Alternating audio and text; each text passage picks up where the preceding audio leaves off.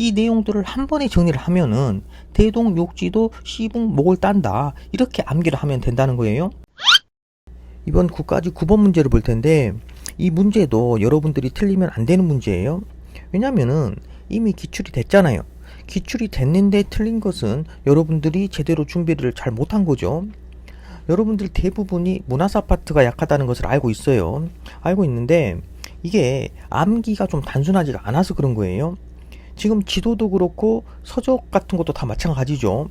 제목도 알아야 되고 시기도 알아야 되고 또 내용 특징도 알아야 되고 또 저자도 알아야 돼요. 이걸 다 연결을 지을 줄 알아야 되는데, 근데 여러 번 봐도 자꾸 까먹고 연결이 잘 안 되는 거죠, 여러분들이. 그러니까 문화사 파트가 공부하기가 싫고, 그래서 문화사 파트가 자연스럽게 약해지는 거예요. 그런데 이제 우리가 공부를 하는 이유는 남들이 만든 문제는 다 맞고, 또 남들이 틀리는 문제도 나는 공부를 해서 하나라도 더 맞겠다, 그래서 공부를 하는 거잖아요.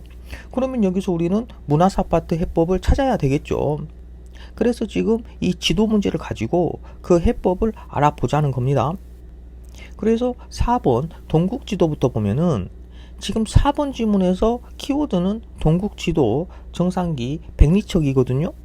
여기에다가 여러분들이 시기까지 알고 있어야 되는 거죠. 이 4개를 연결을 지을 줄 알아야 동국지도 공부가 끝났다고 하는 거예요.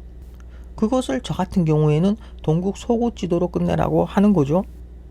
축구선수 이동국이 오줌을 지려가지고 속옷에 지도를 그렸다, 그런 의미고요. 그리고 동국 속옷지도에서 속이 연도를 알려주는 이종표라고 그랬잖아요. 속이 7하고 5를 나타내니까 1750년대 즈음에 동국지도가 만들어졌다는 것을 알 수가 있다는 것이고요. 그리고 속옷 사이즈가 100이에요. 그래서 또 백리척도 떠올릴 수가 있죠. 또 100이라는 숫자가 점수로 치면은 정상의 점수잖아요. 그래서 정상기까지 여러분들이 연결을 지을 수가 있다는 겁니다. 제 얘기는 동국지도하고 정상기, 백리척, 또 언제 만들어졌는지 이런 게 아무런 연결고리가 없잖아요. 아무런 연결고리가 없는데 그것을 억지로 연결을 치려고 하니까 또 이런 게 한두 개가 아니잖아요. 그래서 여러분들이 자꾸 까먹고 힘들어 한다는 거예요.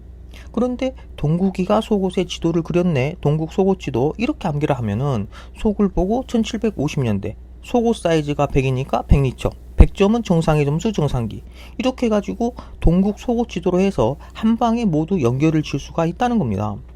그러면 또 여기서 공부를 좀 한 수험생들은 조선 전기에도 동국지도가 있는데 그런 생각이 들 거예요. 양성지의 동국지도죠. 최초의 실측 지도인데, 그래서 조선 전기의 동국지도는 동국지도 로우킥 실축, 이렇게 암기를 하면 되는데요. 로우킥은 격투기 용어죠.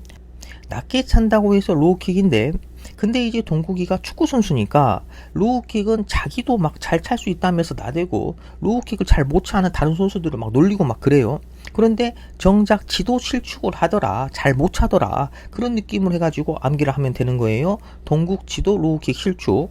그러면 연도 이정표 로가 4하고 5를 나타내고 있는 게 지금 보이잖아요. 그래서 1450년대쯤에 동국 지도가 만들어졌다, 그것을 알 수가 있다는 것이고요. 그리고 실축을 보고 최초의 실측 지도까지 연결을 지을 수가 있는 거예요. 또 실측이 실제로 측량한다, 검사한다, 그런 의미잖아요. 그래서 실제로 검사를 해봤더니, 실측을 해봤더니 양성이더라, 코로나 양성이더라, 그런 느낌으로 해가지고 양성지까지 여러분들이 정리를 할 수가 있는 겁니다. 그러면 동국지도 로우킥 실축으로 해서 동국지도가 실측지도라는 것하고 양성지, 또 1450년대쯤 그 시기까지 한 번에 다 연결을 지을 수가 있다는 거죠. 그러니까 동국지도는 동국 속옷지도하고 동국지도 로우킥 실축, 이 두 개만 기억을 하고 있으면은 여러분들 다 정리가 끝나는 거예요. 그리고 다음 대동여지도를 보면은 이 대동여지도는 심리마다 눈금이 있다는 것하고, 그리고 목판으로 인쇄를 했다는 것을 물어보거든요. 그리고 중요하지는 않은데 분첩 절처십이라는 것까지 정리를 할게요. 지금 사진을 보면은 책자가 병풍처럼 쭉 펴지잖아요. 그렇게 22개의 책자가 쭉 펼쳐지면은 대동여지도가 완성이 되는 것이거든요. 그것을 분첩 절첩식이라고 한다는 겁니다. 그리고 대동여지도는 1860년대에 만들어졌죠. 이 내용들을 한 번에 정리를 하면은 대동욕지도 시북 목을 딴다, 이렇게 암기를 하면 된다는 거예요. 연도 이종표 6이 8하고 6을 나타내니까 1860년대에 대동여지도가 만들어진 것을 알 수가 있고요. 그리고 차례로 심리, 분첩, 절첩식, 목판 인쇄본이라는 것을 알려주고 있는 거예요. 그리고 대동여지도를 김종호가 만들었는데 이 김종호가 만들어졌다는 것은 다들 아는 거니까요. 지금 따로 암기법에는 없는 거예요. 다음 2번을 보면은 혼일강리 역대국도가 나왔는데 태종 때 만들어졌죠. 세계지도고요. 그리고 유럽하고 아프리카는 있는데 아메리카가 없다는 것을 물어보거든요.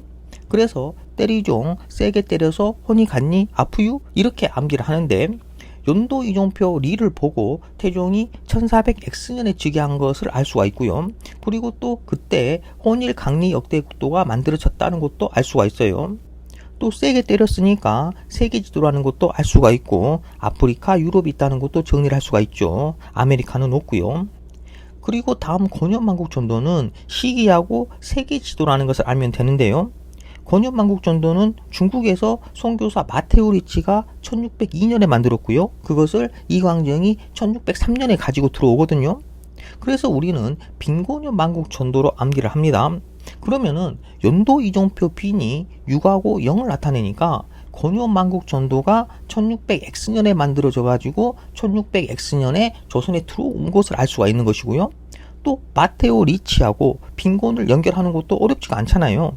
그러면은 마테오 리치가 제작을 했으니까 우리나라 지도는 아니고 세계 지도겠구나. 또 중국에서 들여왔구나. 이것을 모두 정리할 수가 있는 겁니다.